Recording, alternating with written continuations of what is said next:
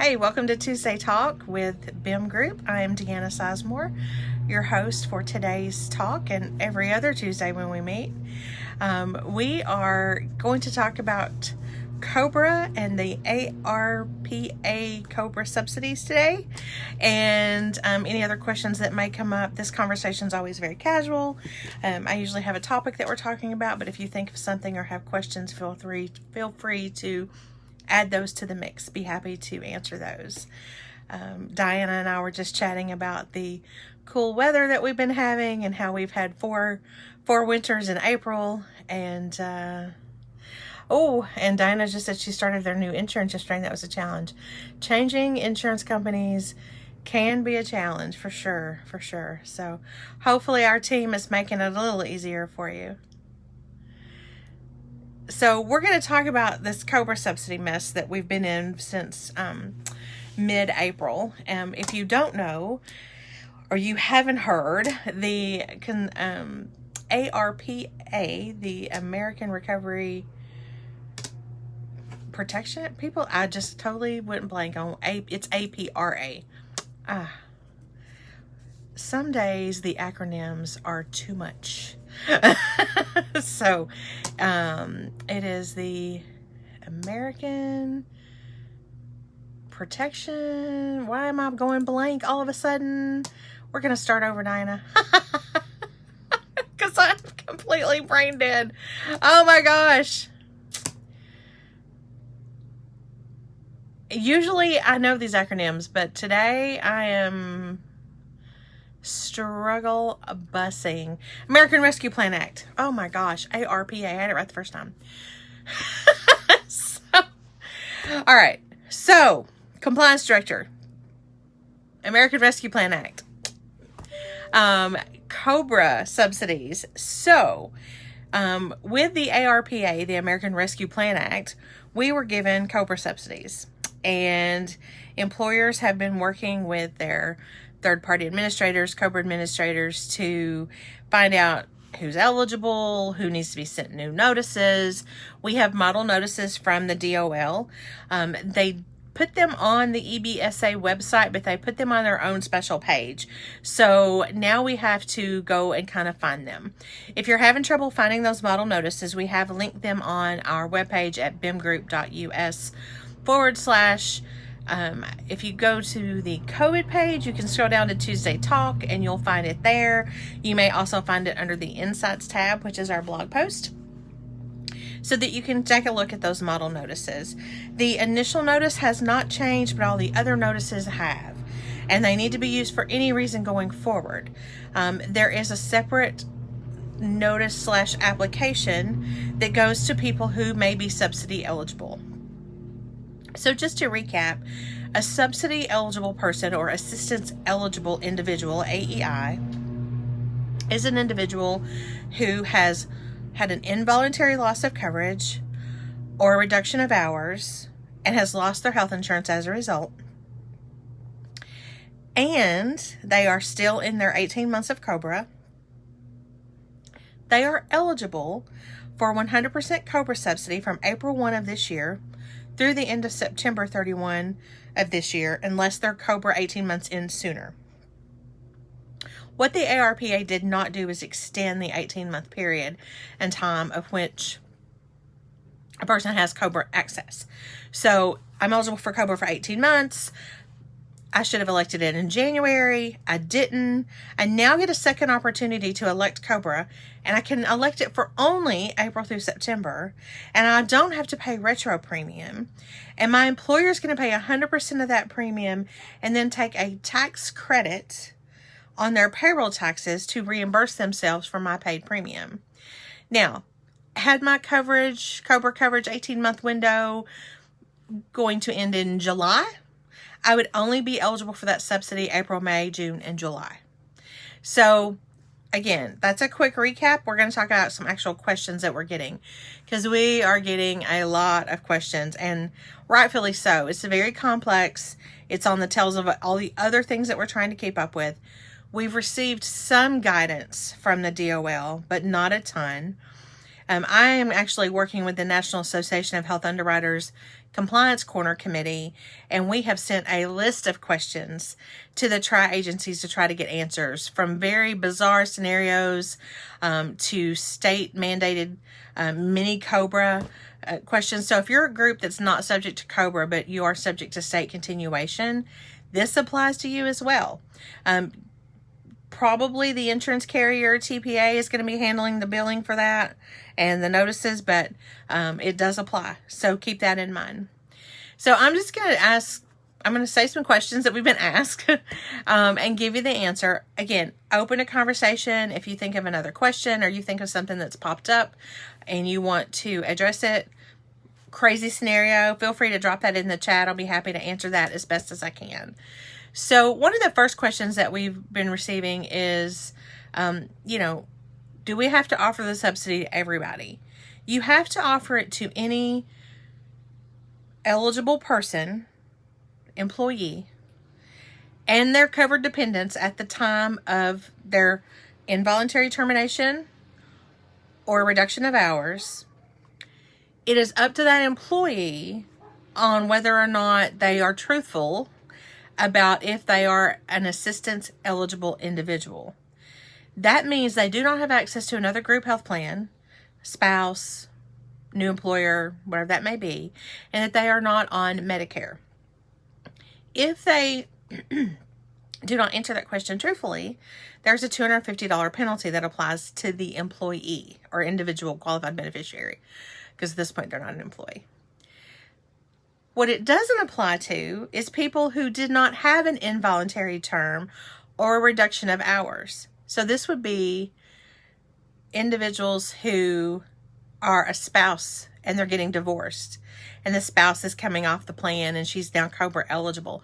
She's not eligible for the subsidy because that employee did not lose coverage as a result of an involuntary termination or reduction of hours. Same for an aging out dependent. They're aging out, they're 26 going on 27. They're not losing coverage because it was not due to an involuntary loss or reduction of hours. So the first thing you need to think of is this person subsidy eligible? Not knowing if they have other group coverage or Medicaid, but just based on the information that you have. They're an employee who had an involuntary loss of coverage. They had a reduction of hours. There is an exception to the involuntary loss of coverage, and that is except for gross misconduct. That's someone's been fired due to gross misconduct. Gross misconduct is really hard to prove. If you have that situation, I would say call me and then let's consult legal counsel, because it is, in the 20 some years I've been doing this, I have never been able to see anyone prove gross misconduct. I even had an employer years and years and years ago that the qualified beneficiary embezzled thousands of dollars, and it was still ruled just a firing, not a firing due to gross misconduct, and that person was eligible for COBRA. And they took it because apparently they were sick, and that's why they were embezzling money. But that's another story. So I want to make sure we understand, who's eligible and that coverage is being offered. We have 60 days from April 1st to notify everyone. As a result, the individual marketplace has opened up a special enrollment period, which allows individuals who maybe have coverage through the exchange to drop coverage and go and take the COBRA subsidy. They can absolutely do that. So we have this 60-day special enrollment period with the exchange. If an individual elects to enroll in COBRA with the premium assistance, they are no longer eligible for a premium tax credit or anything through the exchange. So it would behoove them to go on the employer's group plan if they're going to change. The subsidy covers family members and dependents, and I wanted to clarify this. We talked about this, I think, probably the last time. When I say it covers dependents who were covered on the plan at the time of the qualifying event. So if it were me and my husband and our 3 sons on the plan, and I had a reduction of hours and I had family coverage, that COBRA subsidy applies to family coverage. If I had employee only coverage, it only applies to me. If my oldest son is aging out and that's the only reason he's losing coverage, he's not eligible for the subsidy. So just, think about the situation and what is the loss of coverage reason? Is it an involuntary loss of coverage? Is it due to reduction of hours? If an employee is eligible for Medicaid, they're not eligible for the COBRA subsidy. I kind of talked about that a little bit. Is there a subsidy for the spouse of an employee who was divorced? No, that's a separate qualifying event. If the reduction in hours is a loss of coverage, then the individuals will be eligible. But if it's just for divorce, no. This is a question we've gotten several times. An employee has left, but they're eligible for a spouse's plan. However, the spouse's plan has a spousal surcharge if you put your spouse on the plan and they have access to other group coverage. The current guidance that we have indicates that that individual has access to another group plan and they would not be eligible for the subsidy, which would mean, in the eyes of that other employer, they shouldn't get the surcharge if it's based on if they have other coverage or not, because he doesn't have access to other group health plan coverage. So spousal carve out doesn't matter, still not eligible for the subsidy. If an employee's out on medical leave for 6 months, at the end of the 6th month, the medical benefits term under this current plan, but the individual is still employed. Is that person assistance eligible individual for the COBRA subsidy? Yes, they are going to be losing coverage as a result in a reduction of hours. So this would be anybody on disability, FMLA, short-term, long-term disability. Let's say you run them 12 weeks concurrently on FMLA and long-term or short-term disability. At the end of that 12 weeks, you're not terminating their employment, but you should be terminating their benefits and offer them COBRA. When you offer them COBRA at that point, they're getting COBRA because of reduction in hours. They've not been termed. They just went from working 30 hours to 0 hours. They would be eligible for the subsidy for the 6-month period, April through September.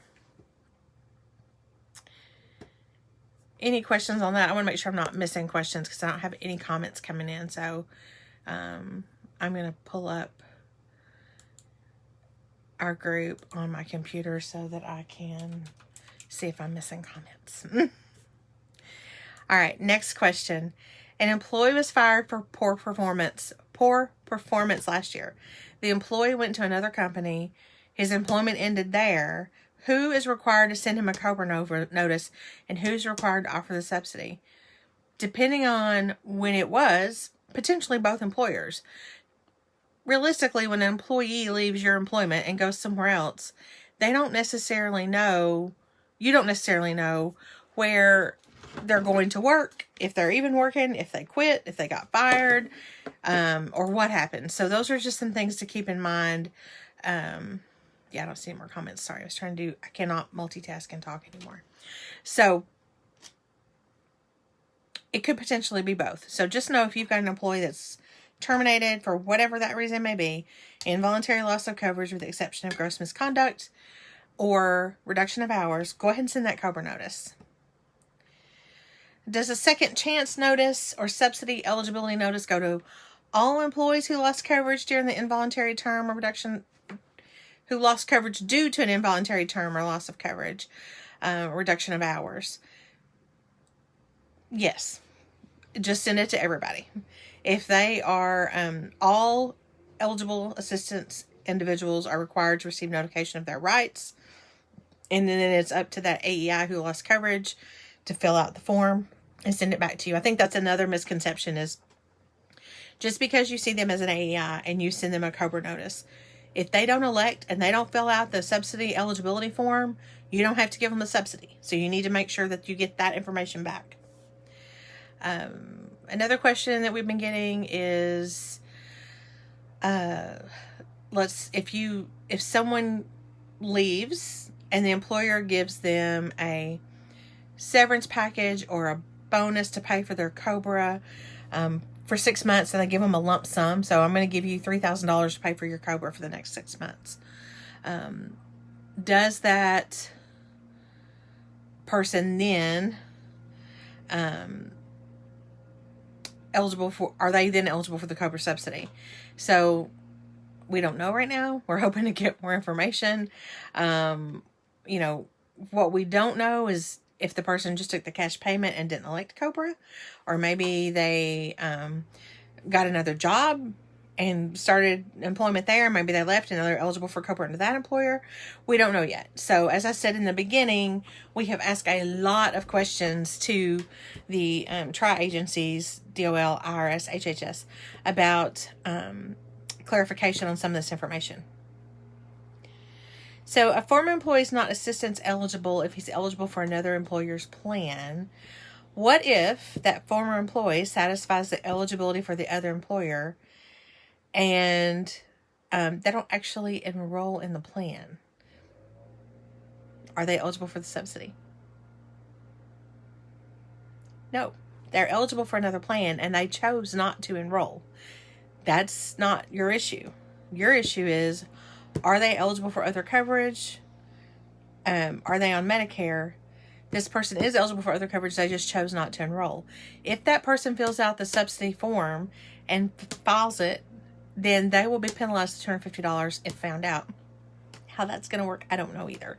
But just some things to be watching for. So, may an employer stop treating COBRA as fully paid when a former employee turns 65 and becomes eligible for Medicare, even if the employee does not notify the plan? That is a gray line. Maybe they can, maybe they can't. We're just, again, the guidance from the ARPA and the COBRA DOL guidance don't really acknowledge that. So, we may to get legal counsel to weigh in on that, just to make sure that we're not crossing any lines. And again, I apologize for the sound. As soon as I started Tuesday Talk, our lawn maintenance folks showed up and they're right outside my window. So, okay, that was about gross misconduct, which we talked about. So that's not an issue. Another question that we keep getting, and I think I kind of hit on this earlier, is with FMLA. Someone goes out on FMLA, and this happens more often than not. And this is not necessarily just subsidy related, but COBRA related. If you are an employer group that has more than 50 employees in a 75-mile radius, and their person is eligible for FMLA, what technically should happen is when their FMLA exhausts, usually it's 12 weeks if they haven't used intermittent FMLA, their benefits would be terminated, they would be offered COBRA, and you would carry on. That doesn't mean you terminate their employment. That just means you've terminated their benefits. Same thing with workers' comp situations. We have people that'll call and say, hey, Johnny's been on workers' comp for 6 months, and now we're trying to figure out what to do about his benefits. Well, 4 months ago, you probably should have terminated, or 3 months ago, you should have terminated his benefits, offered him COBRA, and moved on. Workers' comp protects the job, not the actual benefit.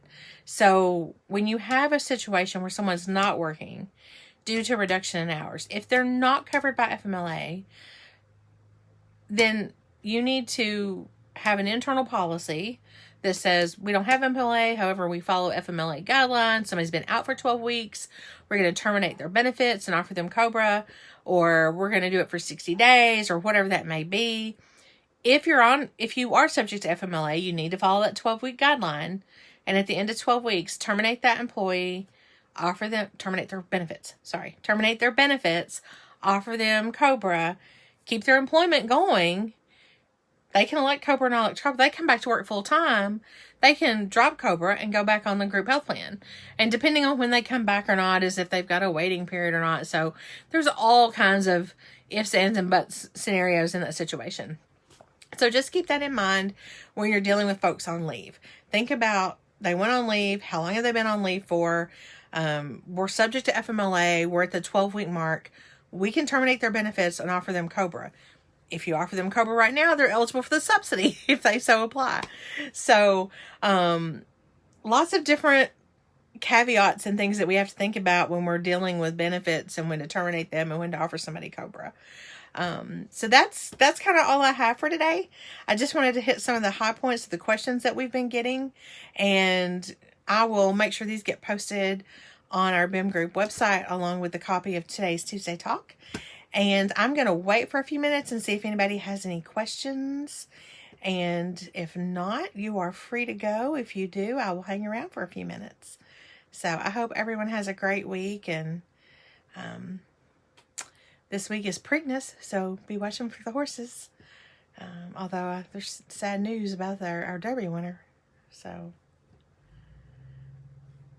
hey Deanna, it's good to see you on here. I saw you pop on earlier and I didn't get to say hi. Thanks, Diana. You too.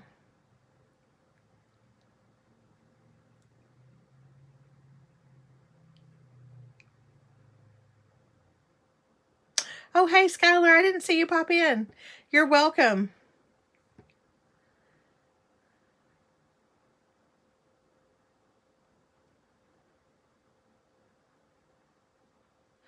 All right, everyone. Have a great afternoon. If you think of something later, feel free to email me at deanna@bimgroup.us or give me a call, and I'll get back to you as soon as I can. So thank you, guys. Have a great day.